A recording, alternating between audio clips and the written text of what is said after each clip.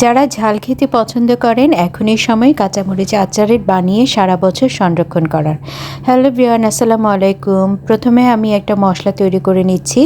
এখানে আমি 2 টেবিল চামচ পাঁচফোড়ন এবং 1 টেবিল চামচ মৌরি নিয়েছি, আর শুকনো মরিচ নিয়েছি 5 থেকে 6টি। সবগুলো উপকরণ খুব ভালোভাবে রোস্ট করে তারপর একটা গ্রাইন্ডারে গ্রাইন্ড করে নিব।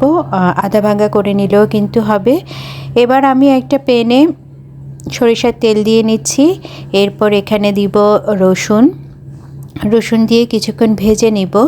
এখানে আমি 10 থেকে 12 কোয়া রসুন ইউজ করেছি। তো রসুনটা দিয়ে একটু ভালোভাবে ভেজে এর মধ্যে দিয়ে দিব আদা রসুনের পেস্ট দিচ্ছি আমি 1 টেবিল চামচের মতো।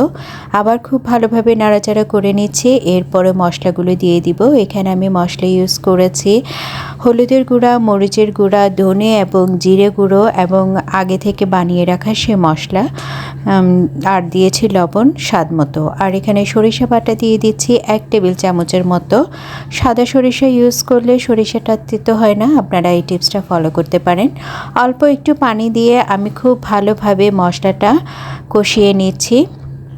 আচারের ক্ষেত্রে মশলাটা বা যে কোনো রান্নার ক্ষেত্রে মশলা যত ভুনা হয় ততই কিন্তু স্বাদ বাড়ে।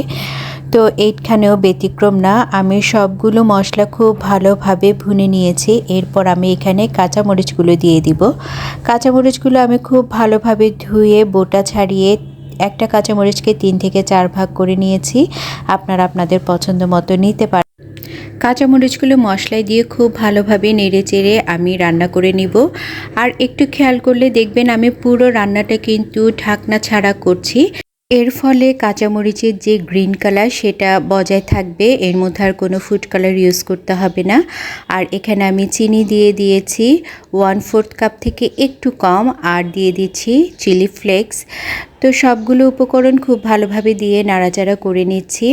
এটা একটু সাবধানতার সাথে আচারটা বানাতে হয়, তার কারণ হচ্ছে ঢাকনা ছাড়া যেহেতু বানাচ্ছি, কিছুক্ষণ পরপর নেড়ে চেড়ে দিতে হবে এবং যেন তলানিতে না লাগে সেদিকেও খেয়াল রাখতে হবে। আর এরই মাঝে আমি তেঁতুলের কাঠ দিয়েছি 1/4 কাপ এবং ভিনেগার দিয়েছি 1/4 কাপ।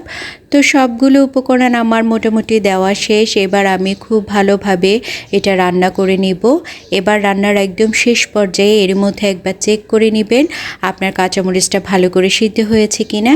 এবার আমার আগে থেকে তৈরি করে রাখা মশলাটা দিয়ে এবং আরেকটু চিলি ফ্লেক্স দিয়ে আমার রান্নাটা একদম শেষ করছি। ভিডিওটা দেখে বুঝতে পারছেন কাঁচামরিচের কালার একদমই চেঞ্জ হয় নাই। রেসিপিটা ফলো করে আজকেই বানিয়ে ফেলুন আর পেজের সাথে থাকুন। আল্লাহ হাফেজ।